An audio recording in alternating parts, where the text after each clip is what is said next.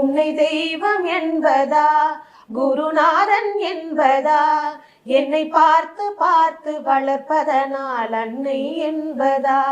உன்னை கடவுள் என்பதா, கருணை வடிவம் என்பதா, உன்னை கடவுள் என்பதா, கருணை வடிவம் என்பதா, ஐயா ஞான தானம் தந்த உன்னை தந்தை என்பதா, உன்னை தெய்வம் என்பதா, குருநாதன் என்பதா, என்னை பார்த்து பார்த்து வளர்ப்பதனால் அன்னை என்பதா,